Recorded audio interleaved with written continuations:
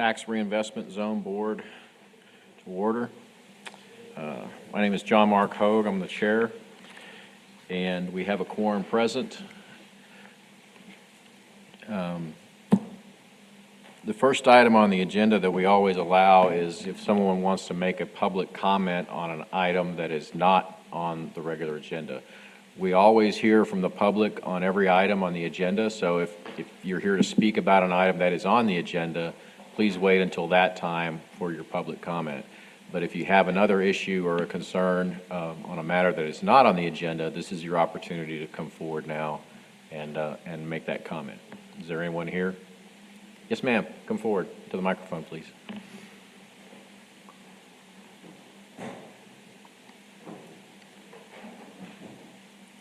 I'm not great at public speaking, so y'all forgive me. But anyway, for those of you that don't know me, I'm Lori Lahr, the owner of the properties on West 24 West 4th. I'm not sure what is exactly on the agenda as far as where I'm located on this. I began my application with Tiers in January of 2020, and it was approved March 2020, right at the time we went into lockdown. In some way or another, we were all adversely affected by the pandemic. One thing is for sure, we are all ready for it to be over it and the disruptions it caused and that are still lingering to this day. However, it's no longer the time to dwell on the past, but heal and be thankful for where we are now. I have attended Tiers meetings periodically from that moment forward, to include from our own homes. Tiers has given me insight and awareness of some of the cogs in the wheel about our city that I never would have thought about otherwise. I have watched as members have come and gone, differences in opinion to spark debate have been evoked. However, through it all, the common bond is to honor what Tiers is about. For that very reason, I'm here to say thank you for this opportunity. Thank you for your patience with the unforeseen circumstances and challenges that my project presented, resulting in extensions that you all granted. If there is ever a moment you question why you are here, please rest assured you serve a great purpose in our community. All of us here come from different backgrounds and experiences that make for a unique mix of thought processes. Sorry. All right, I'm sorry. Keep going. I'm going to repeat that last sentence. All of us here come from different backgrounds and experiences that make for a unique mix of thought processes, some similar and some very different. However, everyone brings value. Even if the results don't represent what you feel, know that you did your part for what you believe in. My respect and kind regards to all of you and your commitment to Tiers and for the opportunity that was extended to me. I am sure there will be a time in the future while I'll reach out for the support of the board again. God bless you and thank you. Thank you very much. Appreciate that very much. Before we move on in the agenda, one of the things I want to go ahead and address the issue for those of you that are here on the Gethsemane matter. We will need the full board here to vote on that one, will we not? Or you have to have a supermajority vote. It does require a supermajority. It requires 3/4 of the members of the board. Okay. We reviewed that, and since there is a vacancy, there are only 8 actual members. Okay. So that would mean 6 of 8 would all, normally if we had a full board of 9, it would take 7 of 9. With one vacancy, it would take 6 of 8. And so we do have 6 people here, so it could be voted on, but it would require unanimous. It would require a unanimous vote today. Right. And so I'll add, we have had an appointment made by City Council to fill that 9th spot, the vacancy. That person has not completed the paperwork and been sworn in, so it still is technically vacant, but we hope to have that person in place by the next meeting. Okay. It's possible that Mr. Gaylor, I don't know if I've heard from whether Mr. Gaylor is going to be here or not. He would be our other current member of the board. We'll just go forward with the agenda, and I just wanted to let the folks with Gethsemane know and probably give them the option of whether they would want to go ahead today. You don't have to decide right now, but if you want to go ahead with this today or you want to wait until there are some additional board members present to have this considered. So we'll go on with the agenda in its regular order for that reason. Next Mr. item on- Chairman, we've just called him, and he's actually on his way, so should be here shortly. Okay. So we will have We will have by seven. the time he gets here, have 7. All right. Item number 3 on the agenda is consideration of approving the minutes from the July 11th, 2023 Tiers Board meeting. Those were sent out to the members. You should have had an opportunity to look at those. If you have not, if you would do so now. Y'all had me absent, Mr. President. Oh, we had you absent and you were Brian, present. yeah, Brian, present, he was absent. Yeah, I was absent. Oh, okay. It was a flip.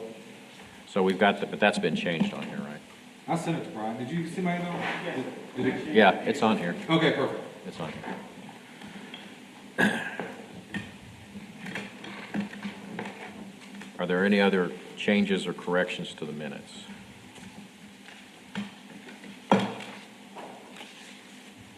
Hearing none, I'll entertain a motion to approve the minutes. So moved. So moved by Mr. Newland. Is there a second? I'll second it. Second, Mr. Holmes, and welcome, and before I got to it, we need to recognize our 2 new members, Gina Owens and Trey Holmes, who are joining us, I believe, for the first time. Thank you for your service and being here. All those in favor of the motion, say aye. Aye. Any opposed? And you get to write the next meeting's minutes. That's how that works. All right, I have signed the minutes, and we'll return those at the end of the meeting. Financial report, Mr. James.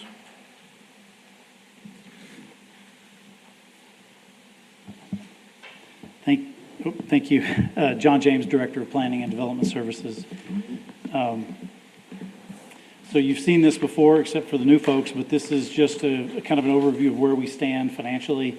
I won't read through all of these. You received this in your packet, but this basically tells us where we started the year. In the case of the Tiers South, at about $589,000. Shows the revenue we expected through the year in tax revenues, and then expenditures that have already been committed. The private incentives committed, those are the projects that folks have come in to ask for funds to improve their buildings, improve their property. So those are incentive funds that have been committed but have not yet been spent. They're in some part of the process to improve the property. They don't actually receive that grant money until they've completed it. And so that's a pot of money just waiting to be expended once a project is complete. The Chadburn Street project, you all made a recommendation, and as we know, the City Council made a slightly different recommendation, but setting aside funds from the Tiers Fund for the Chadburn Street project.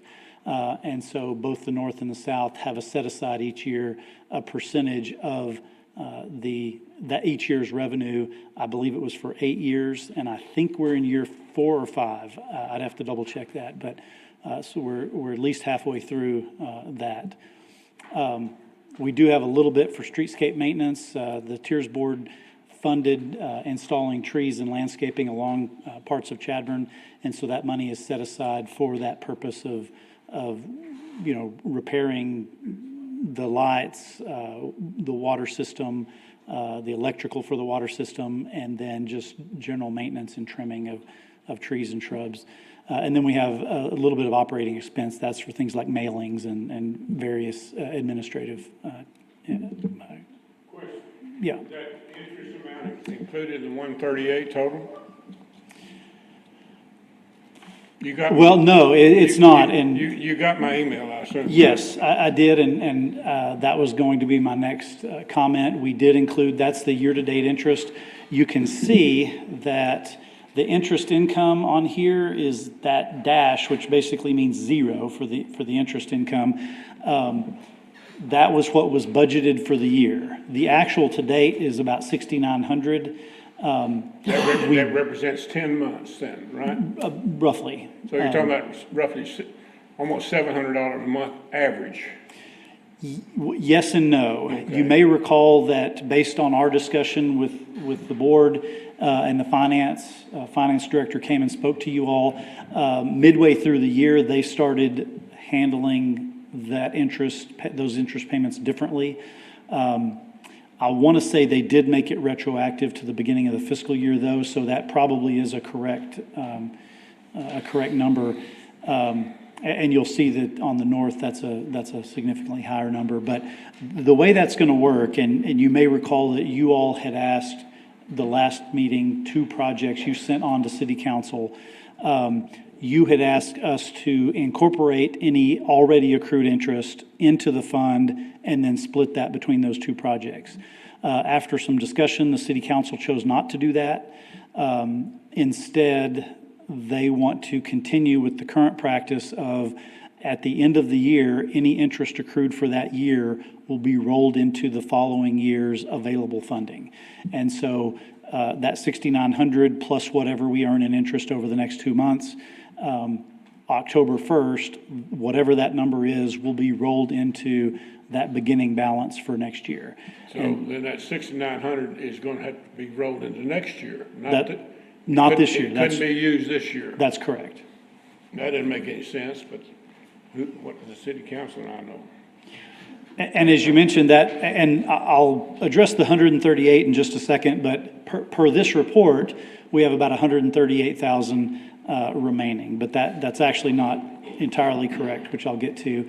I won't go through all of this, but this is the same report for the north tiers. You can see that has significantly more money in it, as we know. The available at the end of the day is just under 1.5 million. The interest earned to date in that account is about $57,000. I'm at a loss to understand interest earned in a current fiscal year being rolled over into the next fiscal year and not immediately attributed to the existing balance for the fiscal year you're in. Now, make me understand that. Well, I guess the way I would answer that is that's an accounting choice. And since that's the way it has been done in the city council made the decision to continue doing it that way with the Tiers Fund, which has how it's been happening historically in the Tiers Fund. Rather than pulling in that money monthly, it accrues monthly, but it just sits there until the end of the year, then it gets rolled into the next year. Are you telling me that the city council doesn't take into account the interest it earns in its general and water funds and sewer funds for the current year and doesn't use that in its closing balance for the year? I'm not telling you that. I'm telling you for the Tiers Fund, that's how it's been done, Well, and that's how city council recommended continuing. And just so the record is clear, with our last proposal to do that was because it was in the south zone, and because there were so little funds available, we didn't have enough funds to fund That's all right. the applications, and so the proposal was to apply that to try to give as much support as we could to the 2 projects we were able to. Absolutely, and I presented that to the city council with those items. Again, they had some discussion back and forth, but at the end of the day, at that meeting, they decided not to incorporate that Does interest. that mean these projects are not going to get the full funding the board recommended? That's correct. They will get half each of the available, That- which was the 138. That is totally absurd, in my opinion. So even though those were approved and they probably won't fund until after October 31st, we still could not use those funds for whenever they do fund, which will be into next, into basically 2024 fiscal year, that we couldn't use it. I wouldn't say couldn't. You all could make a recommendation to add that additional amount to each of those projects as originally recommended. That could go to city council and they could amend those projects as well. But what the city council approved when they heard those 2 projects was for them each to get half of that 138, excluding that additional interest. Well, those projects probably not going to start till after the 1st of October anyway, are they? Yeah, that's why, that was my. And I would, Well, we would have to bring that back at the next meeting, correct? Because it's not Right. on the agenda for this one. Right. So we can talk about that at future agenda items if the board wants to do that. To clarify, can you just, for funds this year that don't get used, or the current fiscal year that don't get used, are they able to transfer to the next year, or they use it or lose it? No, they absolutely would roll over. In fact, that's why you can see the north zone balance started the year at 2.5 million. That's because we haven't been able to spend the full amount each year. And so more rolls over every year, and so that continues to grow. I will say, we have been more successful the last probably 2 years. We've had many more north projects than we had in the previous 5 or 6 years. And so, as you can see, we've committed about 1.1 million that is out there in projects that are currently being done as we speak. John, can you tell me personally, or in open session, who was the person on the council that took the lead in not putting the interest in the current budget? Honestly, I'd hate to, I honestly don't remember. I mean, I could go back and watch the video of it. It seemed to be if not unanimous, it was clearly a majority that felt that way. Did they give a reason for overturning the board? I think, again, I don't want to try to speak for them, but I think it was just a matter of, in terms of the accounting, the way it's been done, it's just rolled at the end of the year. And if we had to do that. They don't do that on their own funds. I can tell you that. They roll their current revenues from interest into the existing budget for the final conclusion of the year end. And they don't do that on their own other funds. So I don't understand why they're doing it on us. That's why I'm asking all these questions, trying to understand what the heck's going on. Well, I think that sounds like a question we'll have to put to the city council. I don't think there's anything we can resolve on that Good today, luck. but good point made. Let me get one more slide here. Okay. As I mentioned, the numbers that you saw on those previous pages were as of, the end of the previous month. And so, for example, it said we had 138,000. That has now since been moved into the committed projects because of those 2 projects we were just talking about. So as of today, the currently available in the south is 0. Again, that will refresh in October 1st with the revenue estimates. And then the north tiers, you all approved and the council approved about 68,800 projects. So the available, instead of 1.49 million, is about 1.42 million. So these numbers are what we would have available today. I think that's, yep. Are there any other questions on the financial report? All right. One thing I would ask, when we start our new fiscal year, I would like for y'all to, like you're doing now, show a projection for the coming fiscal year interest, each on an annual basis. So we can track it and see where we're going. For y'all to make a projection, or somebody to make a projection in finance, and then we see what's coming in each month, we can see if that's tracking or not. We can do that, for sure. Since it is a financial report that does not require a motion and a vote, we'll move on to the next item on the agenda, number 5, which is consideration, possible action on a request to extend the agreement for the project at 2218 MLK. Brian? Yes, sir. So this is Franco's Cafe at 2218 Martin Luther King. They are seeking a 180-day extension to complete their project. They have a list, as you can see, of what they need to complete to finish their projects. And that being said, they are close to completing it. They've asked for this time to engineering, subgrading, application of concrete and asphalt work. And if you look through the handout that Mr. Pfluger provided, you can kind of see that they are making strides towards finishing. And it'll be a great project to be finished and a great project to see in our downtown. Mr. Lee is also here to answer Mr. Pfluger is here to answer any questions if you have any for him. Lee, anything you want to say?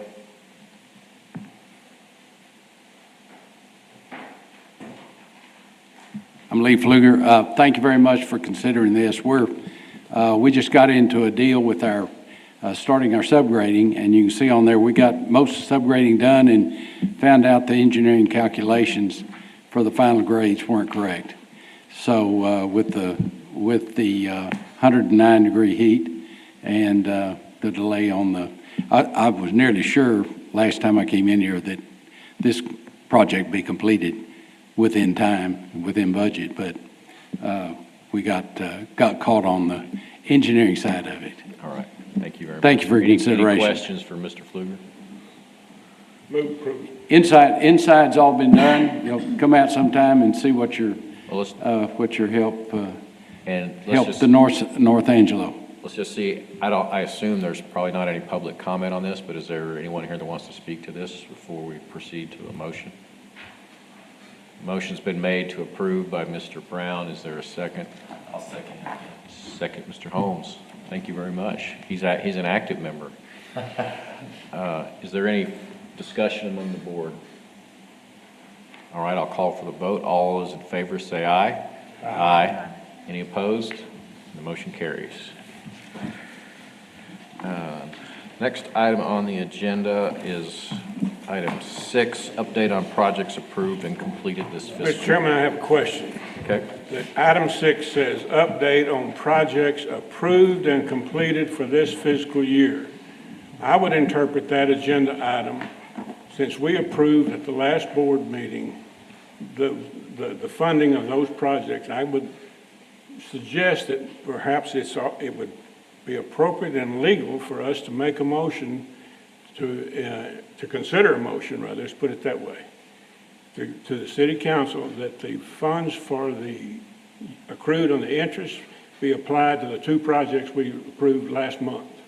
I think that's an update of the existing projects that I think is fair, it's legal, and we can talk about it. Oh, I will defer to the city attorney. As I read that, it just says an update on the projects, and it doesn't have consideration or possible action language in it. So I would think that we would have to have a new agenda item, but I'll defer to the city attorney's office on that. Yeah, you're right on that. It would have to say discussion and possible action, and at this time, it only says update. Yeah, okay. Thank you for that clarification. Okay, go ahead, Brian.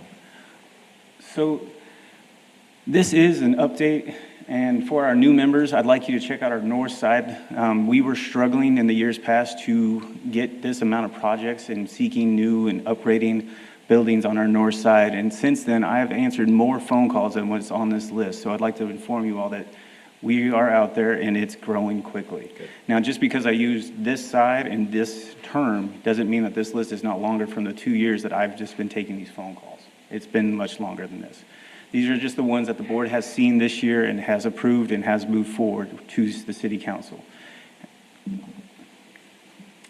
The finished projects that I have here are the 124, as you saw, Ms. Lori back there, the Donatopia on 2626, and the 109 South Chadburn projects.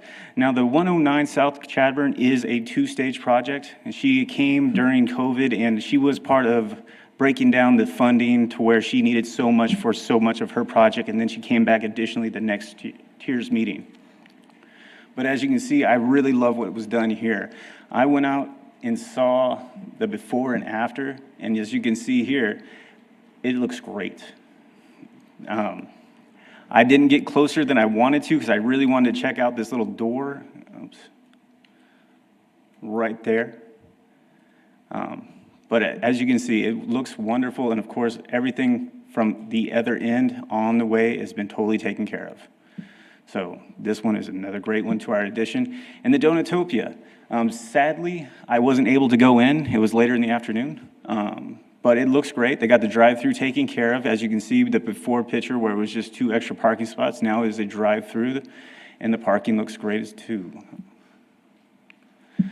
This is the project where it's still the before. They have come a long way with our help. The building has still been getting funds from our project, and our completion was for the fire inside the building, which was part of what we could approve at the time with the funding that we did have. But as you can see, they have slowly made improvements to the outside. The actual front here looks great. But the color and everything else has come along quite nicely. So just to give you guys an update, we are moving forward with a lot of north, and of course, the south is looking great as well. Item number 7 is consideration and possible action on the Tiers Incentive Program application north for 1720 Martin Luther King. This is a nonprofit consideration, so it requires a supermajority. We are prepared to move forward with this if the applicants wish. There are other board members to be appointed to fill out a full board, so it's whichever your preference is. Yes, sir. Move forward today? All right. Go ahead and present that one for us, Brian, first. All right, to some of our board members, this is our second time with us, with our newer board members. This project did go forth to the city council. This is our second time going to the Tiers Board. This will require, like it was told, 3/4, which is now 6, okay? They are requesting. Never mind, I'm asking a question. I was like, ask for forgiveness. And so I'm curious, what is, oh, sorry. Can you go back a slide? Absolutely. Yeah, what is considered significant economic impact? Or do we have a definition for that? I realize I am sitting beside an attorney who may be able to answer The that. answer is I'll answer- whatever we decide it is. Well, and that's exactly what I was going to say. That's really kind up of to what you I all. figured, but I wanted to ask. Yeah. And I'm curious from the folks that are asking for the money, what their significant impact, they feel like the significant economic impact will Yep. be. They That's- do, they will come up here to speak to all of you. Our group back here is great. They have all the information you are seeking, so. But if you do have questions, just let me know. Sure. Of course, today, they're asking for $68,771. We have deemed it's worthy. They're gonna work on the facade, the lighting, the paving, and the landscaping. Here is what they are working with as of right now. As you can see, the front, that on our far right is our parking. This is the front door to the church, a little bit further.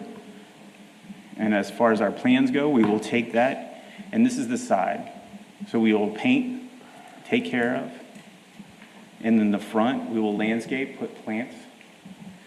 This is a little bit, we'll add sidewalks, ADA parking, ADA sidewalks, also the landscaping as well. Church front will be redone, doors will be redone. It will look fantastic.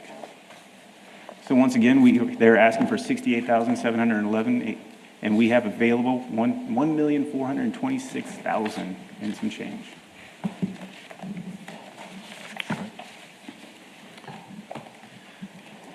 Will the applicants here step forward and make their presentation? Good afternoon. Good afternoon. How's everybody doing today? Good. Yeah, so we need to have some improvements done on our church. And as far as the economic impact, it would make that community look a lot much better, you know. It would encourage other businesses, like you just had Mr. Pfluger come up earlier. He's already working on his project and just making Martin Luther King looking more San Angelo, if you will. So we're looking for these funds to improve that area. You're free to ask any questions that you want, so. You must have read my body language. So, Pastor McClendon, I'm Go ahead. curious, and thank you for coming forward, by the way, and for submitting this and then submitting it again. So as far as Gethsemane Baptist Church, you know, I know I read about it and know some of the history of it, but like to consider the economic impact of it, how many members do y'all currently have? Currently, we have maybe about 15. Okay, about 15 members. And then what is the annual budget of your church, sir? Annual budget. Yes, sir. I'm sorry, I'm not trying to ask you gotcha questions. So.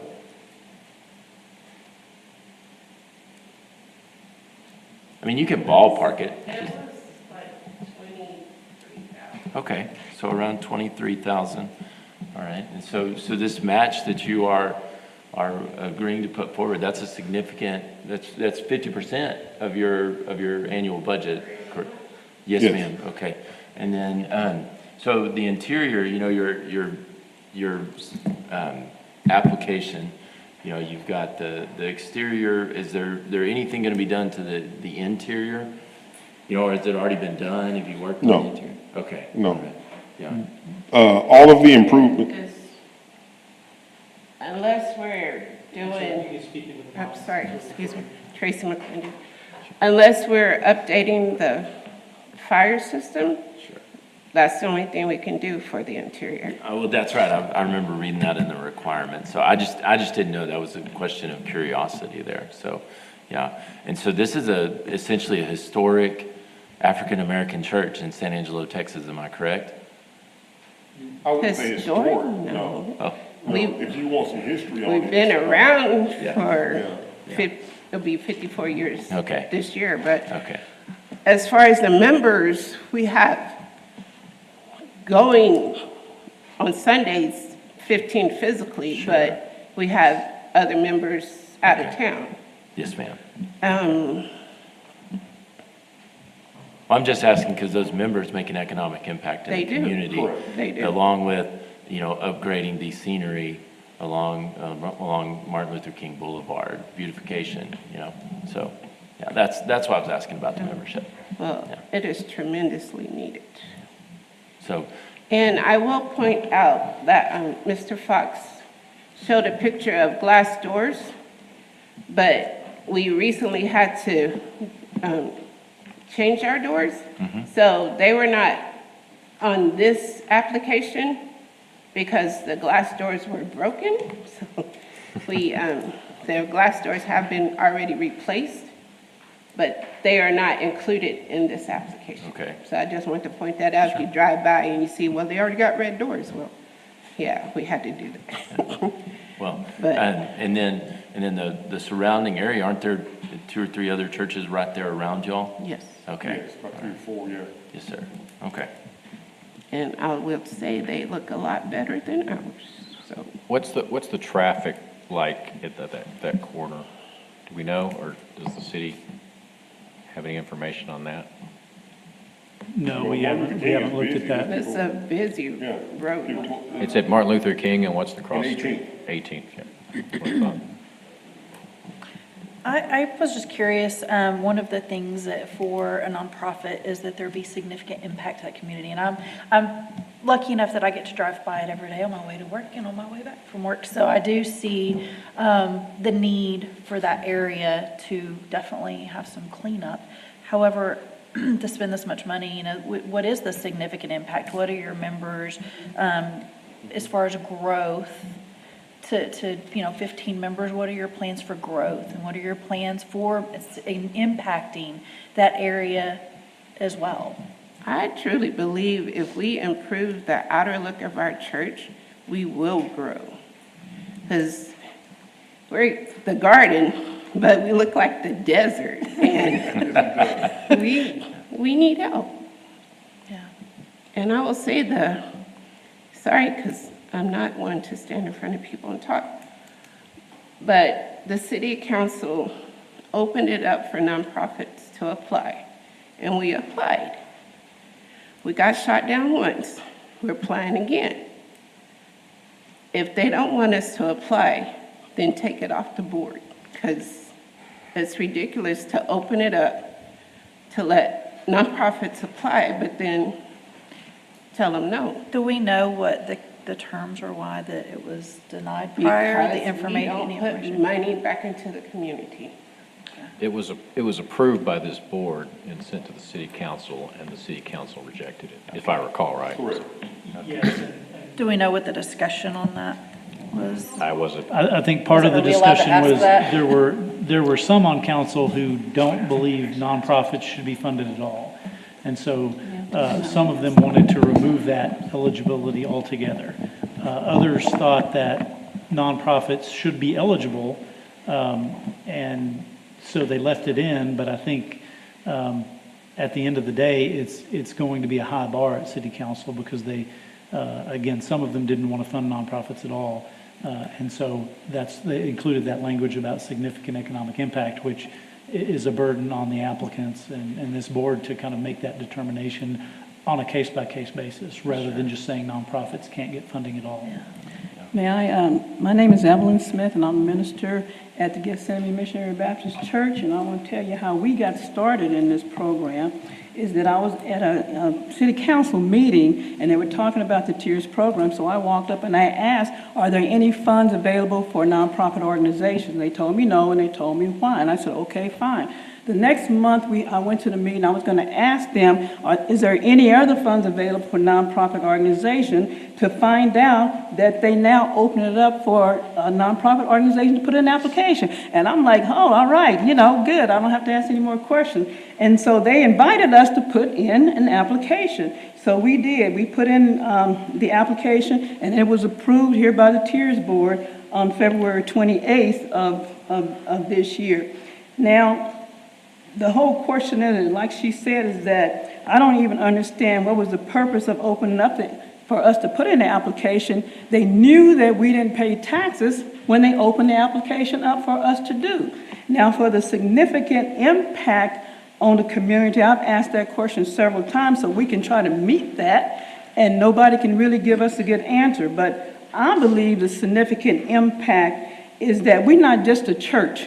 We do work in the community. We work with the soup kitchen. We feed over 250 people a day. We help people with their employment. We do vacation Bible schools. We do back-to-school events. We do a lot of things in that area, and even at the Martin Luther King Park. With the community, we do a lot of things. And if we didn't do it, the nonprofit organization, I feel like the ball would fall back on the city council. So the city council would have a lot more things to handle that the nonprofit organization does handle. Now, the significance of us getting the funds is not just to make our church look beautiful. It's also to benefit the businesses in that area. The businesses in that area, we have a lot of traffic coming through. We've got Franco's, we've got the Chicken Farm, we've got Walmart coming through, we've got rodeo when it's time. Nobody wants to stop in that area because of the way it looks. So the businesses are losing public also in businesses. I got friends who live on the south side who said, I don't know if I want to come in that area. It doesn't look very nice, And so we believe that if some of the bladed buildings and some of the other that looks a little more run down. But if we started building up the whole area of Martin Luther King, our church being the first nonprofit to put in an application, will help the businesses in that area. And then when we get the funds are not ours. We don't get the funds. The funds go back to the business. Like we use Window Depot, they're doing our windows and doors. The funds go to them, so I call that a reinvestment. So I'm not sure and understand. I believe that's our significant impact on the community and on the Tiers funds, because they said reinvestment, that's reinvestment back into the business. Yes, and you're making a great point, by the way. I just want to say that. Yeah, definitely. And I think the reinvestment extends beyond the property taxes that you're paying and the things that we may not be sitting here looking at on a financial report that can have numbers applied to them. Yes, ma'am. And you answered some of the questions I have, because really, as a nonprofit and as a church, you're an act of service for the community. Yes. And that's what I was looking for, is what are you putting back into the community that makes that significant impact that warrants that kind of money? So that you absolutely answered my question, so thank you. Thank you. I think Reverend Myers was back there. Will say something. Anything else, sir? Do you have anything? When you talk about the connectivity of this, there's two ways in which not a lot of people in San Angelo totally understand. One of them is that you cannot separate totally, as you know, not-for-profits from the areas that they live in, and you cannot neither separate it from the residential areas, the impact that goes both ways. And the neighborhood revitalization program that I've been involved with for 25 years has made some incredibly astounding kinds of progress in terms of residential, more than any other city in Texas, and that's verifiable. The areas around that which the prospective businesses would serve went from a statistic of having 70% of all the housing substandard in 2005. Now in Blackshear, it's about 12%. Think about that. The median value of a house or a property residentially went from 28,000, and in 2018, and that's 5 years behind, it was 90,000, and now it's well over 100,000. That's astounding. The crime rate has dropped down 300% there, while it's remained almost stable in the rest of the community. So the neighborhood is providing a population that's no longer totally black either. It's really a well-integrated community that is much more able to support business than you'd know otherwise. So the connectivity with the area around is, a lot greater than it would be in many other neighborhoods. But the other part is there's a unique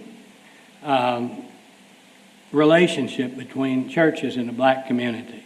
It's different than anything that the rest of you have seen. I've preached in a couple of them in the last 3 or 4 months, and that's where a great many of my wife and myself's social life goes. But the difference is that there's a church with 15 people on Sunday morning, and there's probably, what do you say, 20 people, 20 churches in that area. And they're totally interconnected. On any given Sunday, there's going to be a pastor's anniversary celebration. And in that church, whether it's had 15 members or they got 55 members on Sunday morning, the whole community comes to that area. And then they'll have the anniversary of the church itself. And then they'll have an event where they call it the fifth Sunday, where you have all of them come for a musical together, alternating in all of the churches. And the Ministerial Alliance, which is the pastors in African American churches, meet and they have events all the time. Individual church is not an individual community in isolation from the rest of the church community. And like they say, the ministries to the community, such as right across the street from them, is the soup kitchen, which the community, the larger community, has served hundreds of people a day for 30 years, I suspect. All the churches provide volunteers for that. But in addition, then, what was mentioned, the view that people who drive through there have of the community is probably more related to churches than anything else, because there's more churches than anything else there. If you get up on the near north side, getting close to 29th Street, you'll find that there's a number of businesses related to Walmart and so on. But the mom and pop operations that are along there, they're pretty well individual. And if you look for a way to improve the economic and the business community there, it's going to be because you do it one by one, and the largest standing number of buildings, public buildings, are churches. And one of them, and it's just like when we did the neighborhood revitalization, you can have a block and you've got 10 houses on it, and 7 of them are trash houses. Well, if you even have one house that's a trash house and you try to revitalize, and a realtor takes somebody through there, they do not see the other 9 buildings. They see the one and say, I don't believe I can buy a property in this area. The Gethsemane Church, and I've been in it for years, off and on, the Gethsemane Church is on a corner with 2 other churches. And there's a couple more down the road, and there's folks all over the place. But it stands out as one of the churches of the 3 that is least attractive.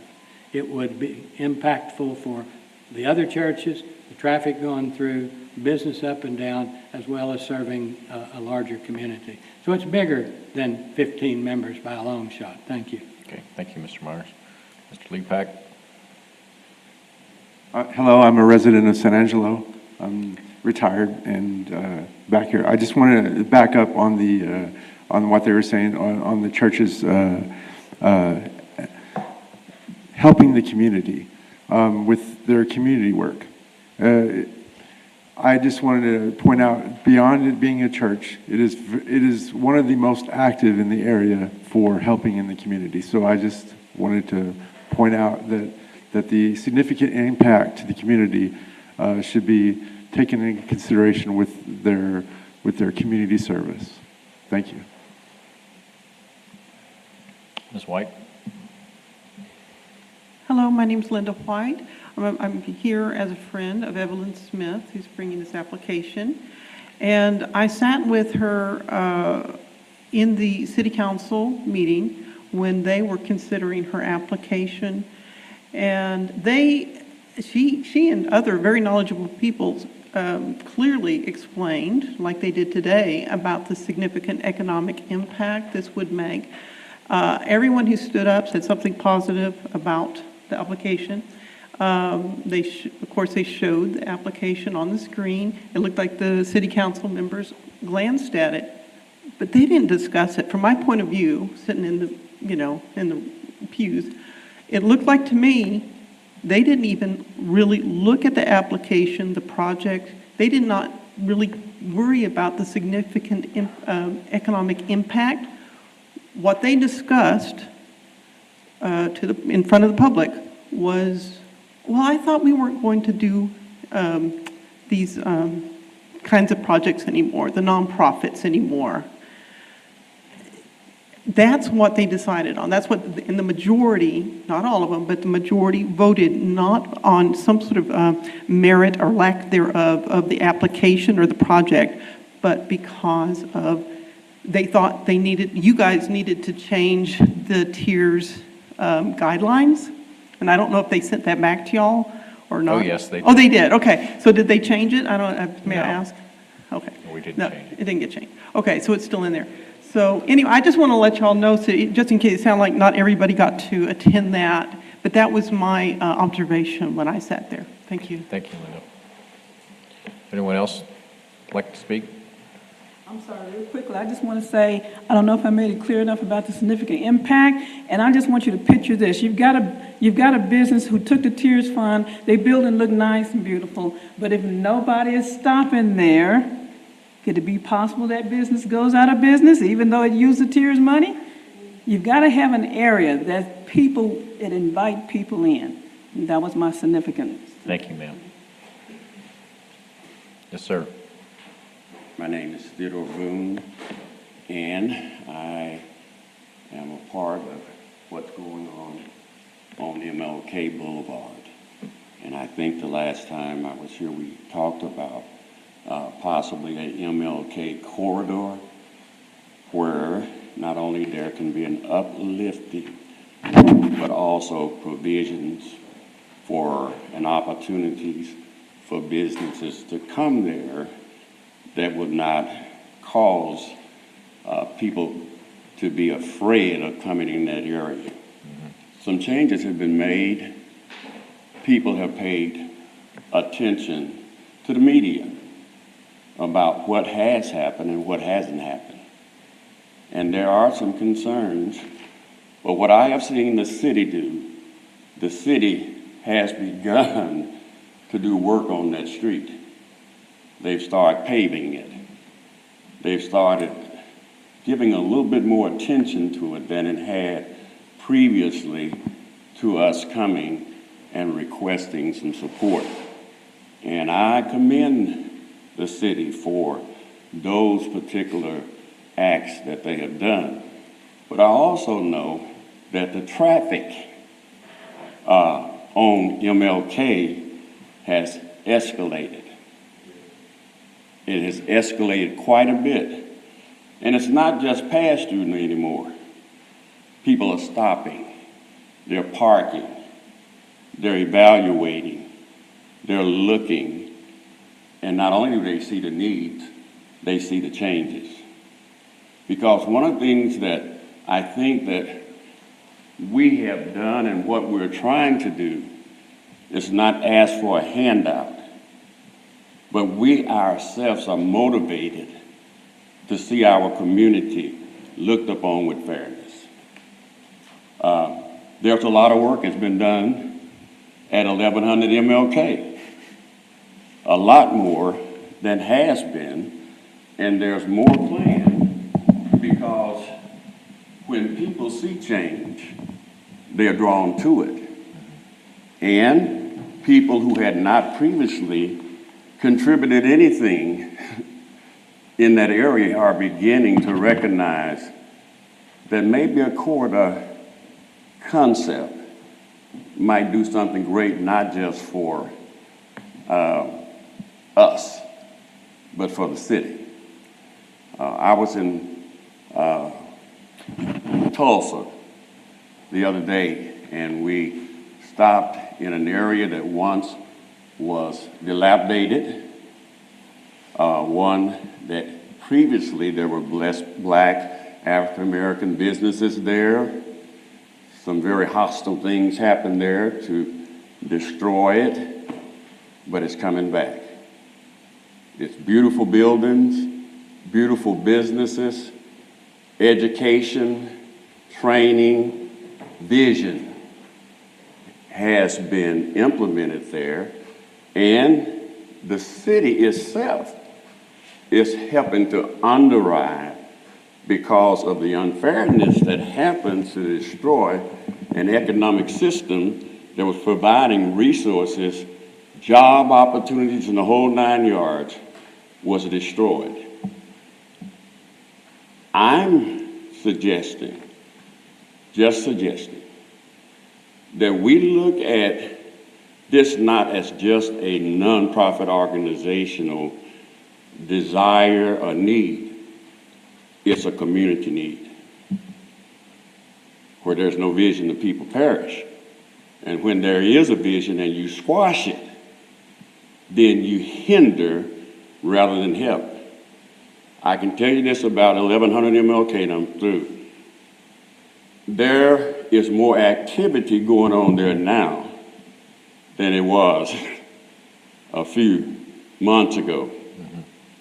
We need parking because now there's activity going on at St. Paul. There's activity going on into the place that we've opened up for teaching training. There's 3 different new churches and ministries that have come into the building, and we are utilizing it corporately, and it is very diverse.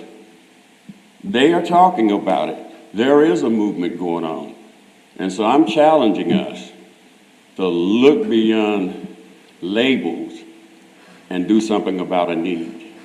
And the need is we need to do more on that street. Thank you all. Thank you, Reverend Boone. Is there any other public comment on this topic?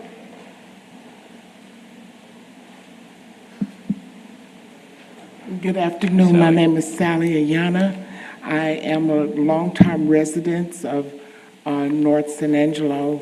I was born there, and I'm still in that location with the residents. I've seen it grown from what they called pretty much no good place to be, and now to have over $100,000 homes that are in that area. And so it has grown frequently, and it's still growing, and we appreciate you all's time for listening in on us for this. My church is in the same vicinity, but all of us, as Reverend Myers said, work together, and we're here to support Gethsemane in their improvement on their property. And we thank you all so much for this opportunity. Thank you. All right. We will now open it up for discussion or any motions anyone wants to make. John, I have a question. Can you tell, or maybe someone to represent the church, who owns the property? Who has the title of the property? Yes, sir. Who is the owner of the property? Yes, Missionary Baptist Church owns the property. Beg your pardon? The church owns the property, Gethsemane. Y'all the legal owner of the property? Yes. Okay. Thank you. Any other questions? Thank you. Thank you, sir. I'll open it up for comments from other board members. and I appreciate it, all of the rest of us have heard a lot of this before. Sure. And this is the second time this has come back with some changes to it. So, any other comments from any of the other board members? Concerns on it? For me, I'll just express John Mark's opinions. I'm sympathetic to this cause, and I look at that strong, economic impact in a little bit different of a sense. Within the last controversy, some, particularly on the council, had the opinion that whatever funds we gave had to raise property taxes or raise values in that regard, so that there was an economic. I think one council member I heard referred to it as a rate of return. We need a rate of return on our investment.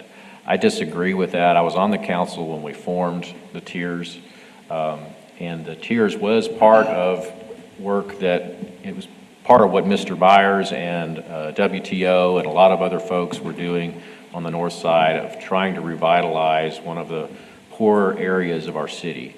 And so the tiers was part of that, and part of that was to hopefully increase businesses, hopefully increase redevelopment, hopefully increase investment in that area. I don't look at it as just the tiers as just something to get a rate of return on. I look at it as this is our decision. This is a decision we made in the city to invest in a lot of the blighted areas of our city. And what you're talking about with, even though it's a nonprofit, as a church and state separation guy, I always had to kind of have concerns about with churches, with money and government and all those sorts of things. But I do think that in this context, what they're asking for is something that is to help promote the very area that we're trying to help, and that this tiers was created to help. It may not, people aren't going to be selling products out of the church, but people are going to be coming to the church. And I think that what you're talking about with the raised property values in the area, you're going to, I think, further retard the growth and the progress that has been made if we don't help, certain organizations such as churches like this, that have difficult financial circumstances, be able to improve their properties, at least on the outside, so that we put a better face for our city forward. So that's been my approach on the economic impact question. For me. Different people have differences of opinion. So in that regard, is there any other discussion? Go ahead. I was just going to say, to the city council's point, it's hard for me to see what they're doing because prior to this application that came up, something that we voted down, they decided to take as part of our funds for the city use which is a nonprofit, for the city use to beautify some parks, which MLK Park was one of the bigger reasons. And why would they want to take some of our funds to beautify that if they're not going to let us use the same funds for a nonprofit to beautify some of the buildings around there? It seems like you're a double-edged sword there, that if you're going to beautify the park but not this, you're not doing what we need to. And they're taking a significantly larger amount than $68,000 from us. I would also say the city doesn't pay taxes either. So that's what I'm saying. They're basically as a nonprofit. I would like to add something to this because I did have some conflicts in my mind coming into this about a nonprofit and, what other options they have. I'm so sorry, that's my reminder to pick up my kids from school. I'll have to make sure I turn that off next time. But I did struggle with that coming in, and I have to say something that y'all said resonated with me because my family did own a business there, built it in the 50s, built it again in the 70s, and we just actually repurchased it. And it was a crack house. And us cleaning up just that one corner affected 2 to 3 blocks around us in crime and people, wanting to come to the area. And most of our customers are 76904, but now we also have the 76903s and the ones, and it really has created something that has gone past that one little piece of land, just in the cleanliness and the drug traffic and the theft. I mean, our neighbors are all like, man, y'all have, our kids can play outside again. So I think that what y'all said has resonated with me, and I would just like to throw that in there because it is more than just an economic impact. It's also a crime. It's also bringing customers into the area that may not have been there prior and such, so. Well, to piggyback off of you, that is an economic impact. because we're 100%. Not having to pay Yeah. for all of those Well, things. and the lighting aspect of it, which improves security, which for everyone in that area, the paving, which is for safety. Sure. And all those sorts of things, so. Sure. Normally, I'm very cautious and generally oppose funding nonprofits, particularly churches. I'm sorry, Mr. But Brown, can you because speak of- into the mic, please? Speak in the mic. I thought it was on, it's green. You just weren't talking into Okay. it. Normally, I'm very opposed in questioning of nonprofits. But in this case, because the city of San Angelo, city council particularly, took money that we didn't have to fund good projects and put it in something that doesn't generate a single nickel to the tax base. I'm going to make a motion to approve this. Yeah. All right. Motion's been made to approve the application by Mr. Brown, I'm gonna seconded second by Mrs. Owens. And is there any other discussion on the motion from the board? Hearing none, I'll call for the vote. All in support of the motion to approve this award, say aye. Aye. Are there any opposed? And the motion passes unanimously. Congratulations. I can only do so much. City council will have to approve it as well, so. Good luck on your next step. All right. Yeah, I like that, persistent widow. Well, that's what I was thinking when you Yeah. said this the second time. I was like, you know the story of the persistent Persistent widow? widow, that's right. Next item on the agenda, item number 8, is amendment to the tiers investment policy. And these were highlighted in the investment policy that was included as packets. The first one was to add language to improvements to bring the property into compliance with Texas accessibility standards, and the second is to require a site plan. Mr. James, do you want to discuss Thank you. those? We discussed these a little bit at the last meeting, but these are the actual changes to the incentive policy itself. And that kind of covers it. You just read it, so I won't go through the exact, language. You've had a chance to look at it. We also brought some copies today. But again, basically those two changes. For our new members, I think, and correct me if I'm wrong, but the incentive policy sets out criteria that they use to rank applications. This is just adding one of those criteria that if the project is bringing property into compliance with Texas disability accessibility standards, then it gets a higher ranking. That's right. Than one that doesn't. And on the second one is just on these projects that include site improvements that they require a site plan. Some of the applications that we get are basically just kind of somebody's drawing on it, and we don't really have a real site plan that goes with it. So. Right, and we've wanted to require that of them, and there wasn't anything in the policy that specifically said that, and so, but then we've gotten questions from you all in city council that there really wasn't enough information to make a decision, and so just kind of clarifying that in the policies that they need to. Will provide staff that. be able to assist applicants who don't necessarily may not have an engineer or someone to afford to assist? with Perhaps, we're a little hesitant to do that Yeah. because we don't want to be designing, Yeah. projects for folks, but we can definitely guide them. One other thing to note, that for most of the kinds of projects we're talking about, they are going to have to submit a site plan through the building permit process. That's not always the case, but probably 4 out of 5 cases, they're going to have to present something anyway. This is just requiring them to do a little bit of that work before they come ask for money, instead of doing it later after it's gone through the process.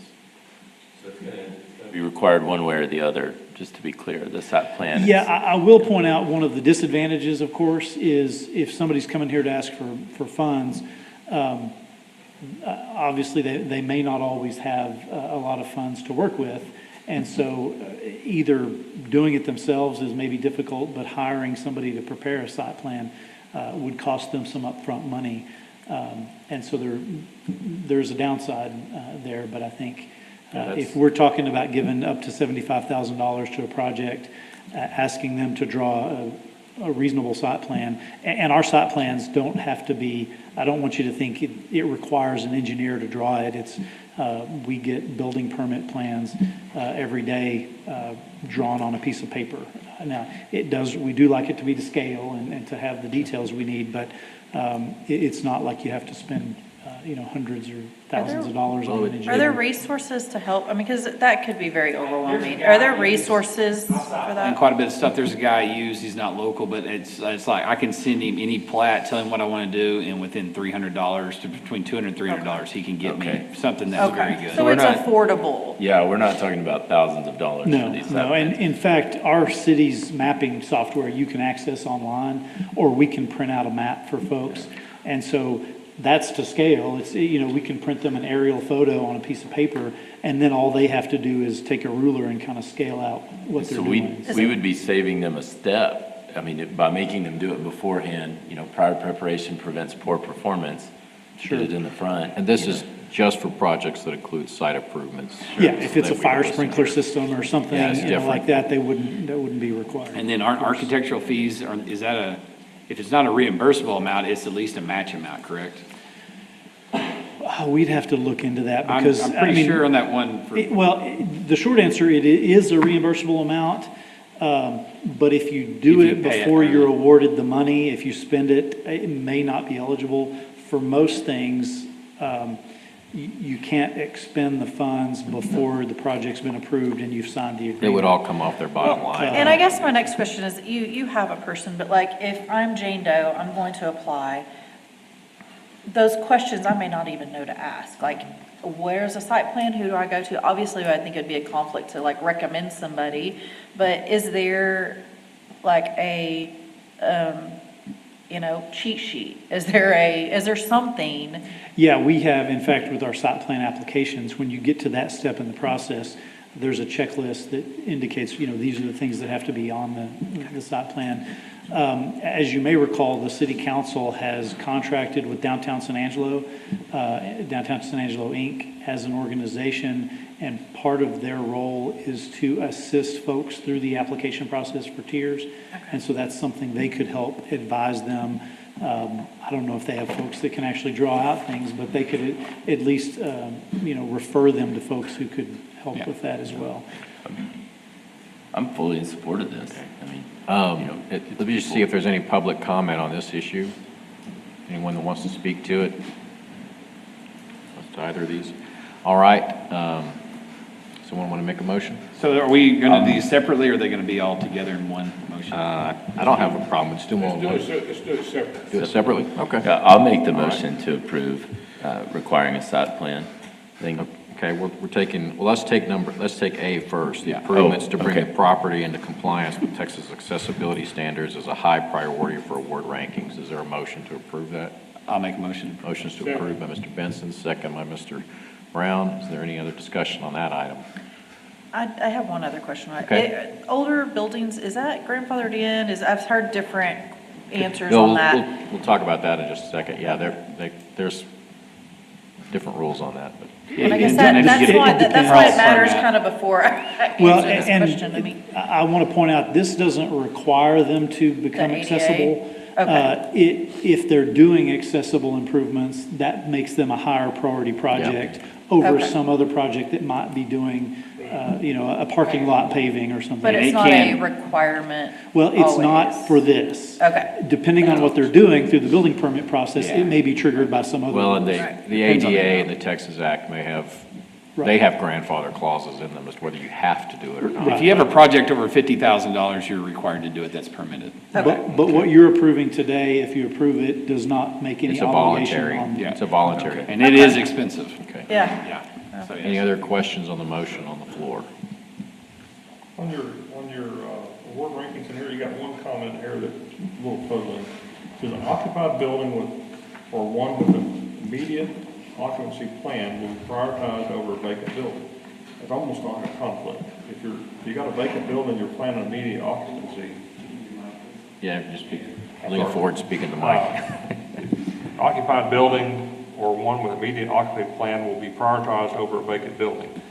That's almost a conflict. If you got a vacant building, you're planning immediate occupancy. How Well, are you? so I think what the board's concern in the past was, we've had folks come in with no plans to fill the building, but they want to go ahead and improve it. So the idea is, if there's a business already in there, you get priority. Or if you have a business that's ready to go in right when the improvements are completed, then that gets priority, versus somebody who's just speculatively improving their building but don't have any businesses lined up to move in. Okay. Any other questions on that motion? Is there any other discussion? If not, I'll call for the vote. All those in favor of the motion, say aye. Aye. Any opposed?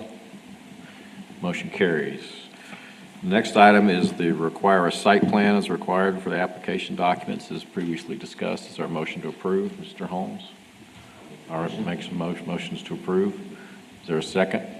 Second. There's a second by Mr. Newland. Is there any discussion or other questions on that motion? I'm gonna vote no, and I'm gonna be in the minority, but a good project, they're gonna hire somebody to do a site plan. If you have someone like a church we just had, they may not can afford to do a site plan. And therefore, we're just gonna have to wing it and look at it and see. I'm opposed to a site plan. A good project, they're gonna hire an architect, or get somebody to do one for them. And we're gonna see it. But a small project, nonprofit, or somebody working on a shoestring budget, $300 for a site plan may be a little tough for somebody. So I'm gonna say no on that, but if y'all voted in, that's it. Can I just make a comment on that? Sure. The one thing there that I think that they needed is they may think they have a parking lot to fill that occupancy, but until it's site planned and they know they have the room to make all those parking spots, I just hate to approve something with thinking that they can have those occupancy because they drew in 13 parking spots, that if they don't have it measured out correctly and it's not site planned, they may not have that. That's a good point. So I do think it's something that it is needed. Well, I think as long as we can support that and we can let them know that there are resources to help with that, I'm good with it. But that, to me, I'm kind of with Mr. Brown on that. It's like, it's kind of could go both ways. Well, I'm not one to put barriers in front of people, to move forward economically, but at the same time, I can see the benefits of the site plan. I'm with you, we need resources. I can see the benefits of having it beforehand, so that when we make a recommendation to the city council, it's made people do some of the homework before they even come to us. I agree with you. That's a valid point. Let me ask a question, Mr. James, as far as the application process goes. If someone, and just for example, someone like in a project like Stephen was talking about, it's just, fly by night, they're just doing it by the seat of their pants. They don't have any money to really get the project going. And let's just say it's not even that high of a dollar project that they're coming for.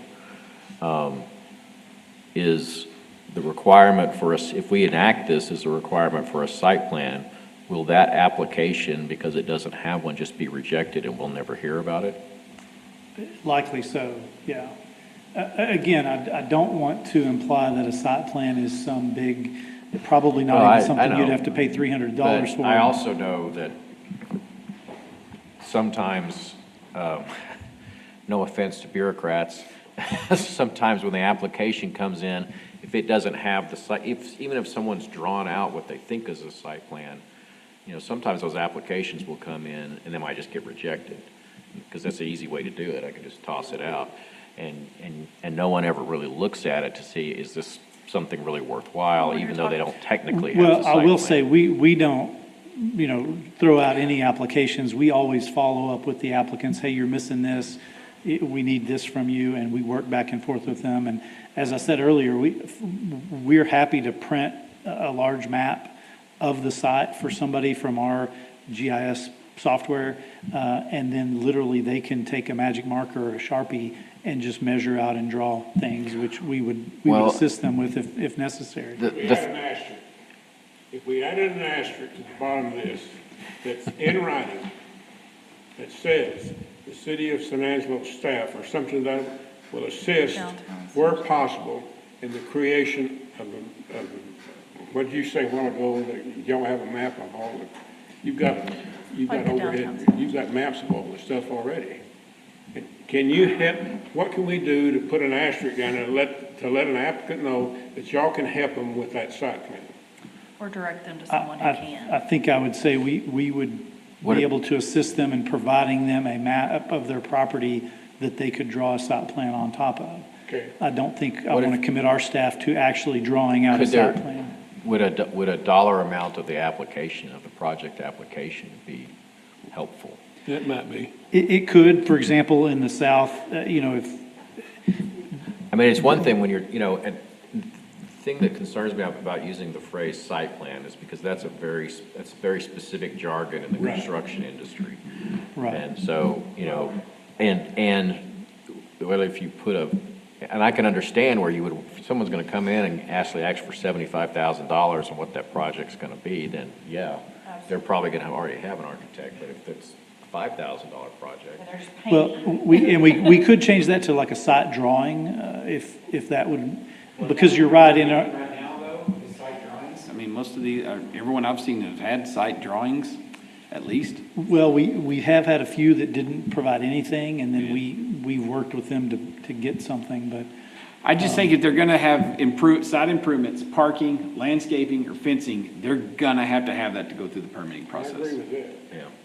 So it's not for all of them, it's just for those that are gonna have that, and I think it's something that they're gonna have regardless if it's mandated by us or whatever, for them to get through permitting, they're gonna have that for any of those current sections. That's true. But we also don't want to hinder applicants either we've talked about that on the north side Absolutely. is the, I'm concerned about that just, too.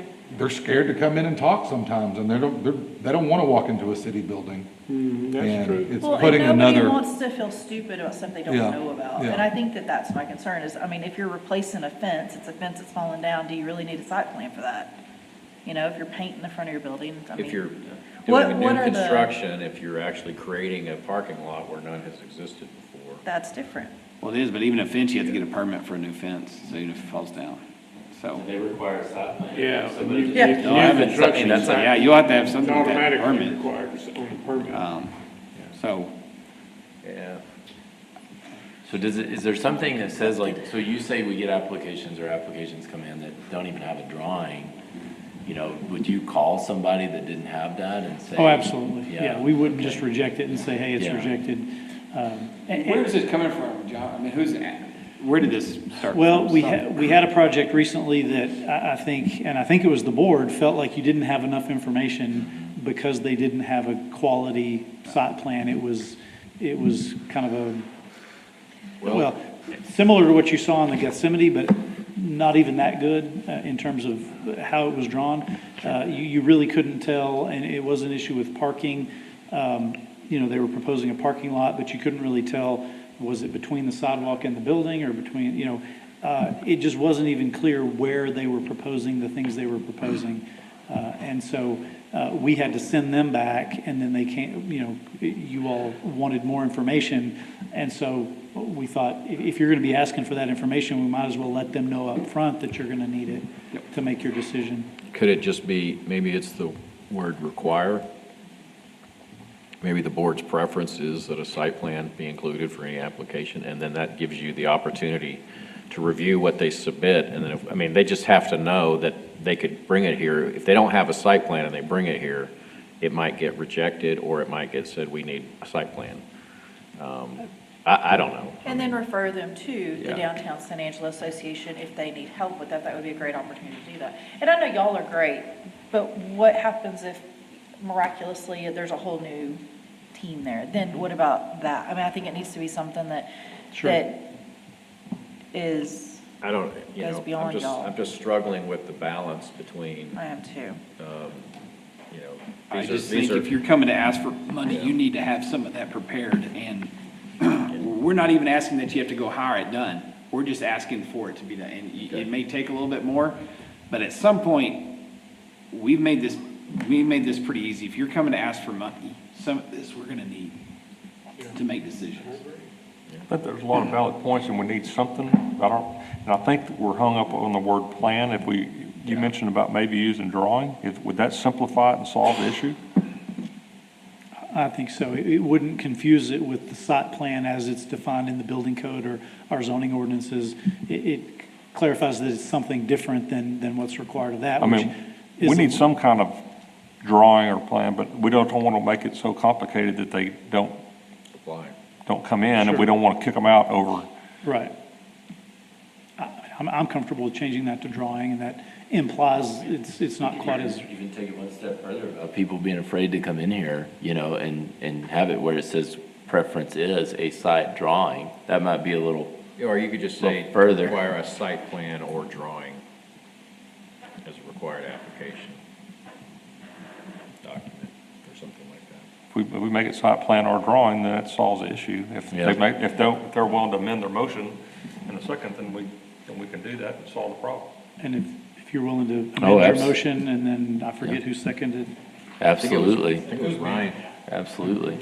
So you amend your motion? I amend my motion. To include a site plan or drawing, and you. I'm gonna amend my second. Okay. Thank you, Mr. Newman. Is that? Yeah. All right. Is that all right? Any other questions? We'll call for a vote. All those in favor of the motion as amended, say aye. Aye. Any opposed? And the motion carries. The next item on the agenda is just the director's report and possible future. I only have one item. This will likely be Brian's last meeting. Brian? Where are you going, Brian? Well, our city attorney's staff hired him away from the planning department, so he's moved it from our building into this building, Going to so. fourth floor? Third floor. One more floor and you got it made, bud. Congratulations, though. All right, let's see. Congratulations. But we're happy for him, but. This is what we're afraid of. Now you're losing the good people. You got to make sure whoever gets back Yeah, there yeah. is Right. gonna. Then the only Yeah. other thing we need to discuss is future agenda items. I And want you want that- the issue I on want that issue on the interest Yeah. being added in for the two the projects interest that add we in, approved. and also that the two projects we've previously approved. Now, I'm gonna point out, and I may be wrong, because the city may have changed its accounting standards from when I was city manager. But the city's was on a modified accrual basis, and that requires all funds generated in the current calendar year go into that year's budget. And that doesn't mean they can't be carried forward. But unless the city, I'm not suggesting they're violating their own accounting rules, but that's a possibility. Another, Because I know the city, on its general fund, water fund, and sewer funds, and all other enterprise funds, the money they earn on interest goes into the existing calendar year budget. one thing I would like to put on a future agenda is more educational for the board than anything else. Since we were talking about the applications and the application process, I would like to have a presentation, and I think the newer members of the board would probably appreciate it, which is just to walk us through what is the application process, how does it work, what are the steps, what do people have to submit, how is that handled internally, and how, until the point where it gets to the board here. I just think that would be helpful for understanding the process. Sure, we can do I that. just think it would be a good idea. John, you might ask Rick or Michael Dane if I'm correct on my assumption on the way the city funds or interests are handled. Are there any other future agenda items anyone wants to request? All right, then we'll entertain a motion to adjourn. John. So moved, seconded by Stephen. We'll just call that a second. All those in favor say aye. Aye. Any opposed? And we are adjourned. Thank you.